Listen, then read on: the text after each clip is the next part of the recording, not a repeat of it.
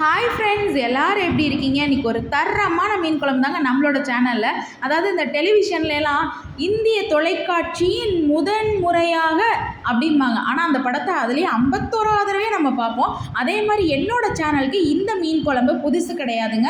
நான் முன்னாடியே மீன் குழம்பு வீடியோஸ் அப்லோட் பண்ணியிருக்கேன். But one of the favourite ஆனால் என்னோடய மீன் குழம்பை செய்யும் போது உங்கள்கிட்ட ஷேர் பண்ணிக்காமல் இருந்தால் எப்படி?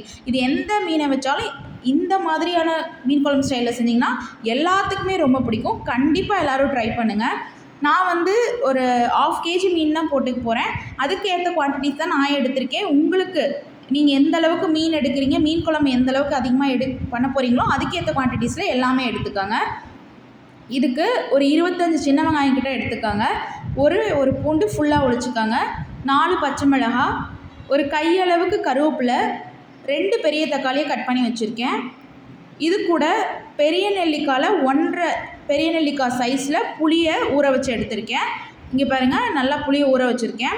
எந்த அளவுக்கு புளி தண்ணி எடுக்கிறீங்களோ அந்தளவுக்கு மீன் குழம்பு ரொம்ப டேஸ்ட்டாக வரும். அதுக்காண்டி இப்போ எந்த பாத்திரத்தில் மீன் குழம்பு வைக்கிறீங்களோ அதில் கரெக்டாக ஒரு 3 ஸ்பூன் இல்லை ஒரு 4 ஸ்பூன் கூட ஊற்றிக்கலாம் நல்லெண்ணெய். கடலெண்ணெயில் செய்கிறத விட நல்லெண்ணெயில் மீன் குழம்பு செய்யுங்க, செம்ம டேஸ்ட்டாக வரும். இது கூட எண்ணெய் காஞ்சதுக்கப்புறம் 1 ஸ்பூன் அளவுக்கு சீரகம், இது கூட 1 ஸ்பூன் அளவுக்கு சோம்பு, ஒரு 10 to 12 மிளகு ஆட் பண்ணிக்கோங்க. மிளகு ஆட் பண்ணுறப்போ குழம்பு இன்னும் டேஸ்ட்டாக இருக்கும். எடுத்து வச்சுருந்த சின்ன வெங்காயத்தை ஆட் பண்ணிக்கலாம். பாருங்கள், நான் எந்த அளவுக்கு எண்ணெய் ஊற்றிருக்கேன்னு பாருங்கள். ஏன்னா நல்லெண்ணெய் கொஞ்சம் உண்டாக ஊற்றிங்கன்னா டேஸ்ட்டாக இருக்கும். இது கூட பூண்டையும் ஆட் பண்ணிக்கலாம். இப்போது அந்த நல்லெண்ணெயிலே வெங்காயம் நல்லா வணங்கிடணும். அது ஒரு சூப்பரான ஃப்ளேவர் தரும். பாருங்கள், நல்லா நான் அந்த நல்லெண்ணெயிலே வெங்காயத்தை வணக்கிக்க போகிறேன். மீன் குழம்புல வந்து எல்லாரும் டிஃப்ரெண்ட்டாக ஒவ்வொரு மெத்தடில் செய்வாங்க. நான் தேங்காய் அரைச்செல்லாம் ஊற்றவே மாட்டேன். பட் இந்த மெத்தடில் செய்யும் போது அச்சசல் இந்த ஹோட்டல்லாம் நம்ம சாப்பிடுவோம் பார்த்துருக்கீங்களா, அந்த டேஸ்ட்டில் இருக்கும். அதே மாதிரி கொஞ்சம் காரமும் உண்டுனாப்பில் தான் நீங்கள் மீன் குழம்பு இதெல்லாம் போட்டுக்கணும். அப்போ தான் அந்த குழம்பே டேஸ்ட்டாக இருக்கும். ட்ரஸ்ட் மீ ஃப்ரெண்ட்ஸ், கண்டிப்பாக இது மாதிரி எல்லோரும் ட்ரை பண்ணி கொடுங்க, எல்லாத்துக்குமே ரொம்ப பிடிக்கும். வெங்காயம் நல்லா அந்த எண்ணெயில் வணங்கிட்டுருக்கு. இல்லைன்ட்டு நல்லெண்ணெயே இல்லை அப்படின்னா ஒன்றும் பிரச்சனை இல்லை, கடலெண்ணெயில் கூட செஞ்சுக்கலாம். பட் நல்லெண்ணெயில் செஞ்சால் இன்னும் டேஸ்ட்டு சூப்பராக இருக்கும், அதுக்காண்டி சொன்னேன். இதுவே அந்த பாத்திரம் இல்லாமல் அந்த இதுக்குன்னே தனியாக வச்சுருப்பீங்க பார்த்தீங்களா, மீன் குழம்பு செய்கிறீங்க, அதிலெல்லாம் வச்சிங்கன்னா இன்னும் டேஸ்ட்டே அதிகமாக இருக்கும். மண்பானை அதிலெல்லாம் செஞ்சிங்கன்னா. இப்போ வெங்காயம் நல்லா வணங்கினதுக்கப்புறம் நம்ம தக்காளி ஆட் பண்ணிக்கலாம். இது கூட 4 கருவேப்பிலை ஆட் பண்ணிக்கிட்டேன். ஒரு 2 ஸ்பூன் மிளகாய்த்தூள், 2 ஸ்பூன் தனியாத்தூள்,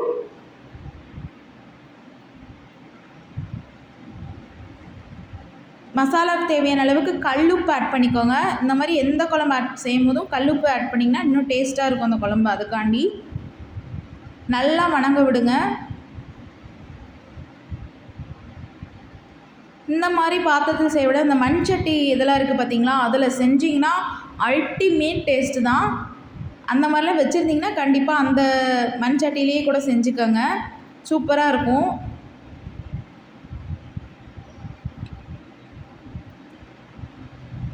சரி, இப்போ இது நல்லா வணங்கிருச்சு பாருங்கள், நல்லா வணங்கிருச்சு. அப்படியே ஆற விடுங்க. ஆற விட்டுட்டு மிக்ஸி ஜாரில் மாற்றிக்கலாம். மிக்ஸி ஜாரில் மாற்றினதுக்கப்புறம் மூடி போட்டு நல்லா அரைச்சி எடுத்துக்கலாம். பாருங்கள், நல்லாவே அரைச்சிட்டேன், ஃபைன் பேஸ்ட் மாதிரி நல்லா அரைச்சிட்டேன். இது அப்படியே நம்ம வந்து ஆல்ரெடி புளி ஊற வச்சுருந்தோம் பார்த்தீங்களா, அதில் நல்லா புளியை கரைச்சிட்டு வடிகட்டி எடுத்திருக்கேன். அதில் இந்த மசாலாவை அப்படியே ஆட் பண்ணிக்கலாம். இது வந்து அப்படியே கையிலே நல்லா கரைச்சிக்கலாம், ஒன்றும் பிரச்சனை இல்லை. நம்ம இதுக்கு மேலே எதுவுமே பாத்திரத்தில் பண்ண போகிறதில்ல, எல்லாமே கரைச்சி அப்படியே தான் நம்ம பாத்திரத்தில் ஊற்ற போகிறோம். கையிலே நல்லா கரைச்சிக்கோங்க. இது கூட 3 பச்சை மிளகா கட்லாம் பண்ண வேணாம், அப்படியே ஆட் பண்ணிக்கிறேன்.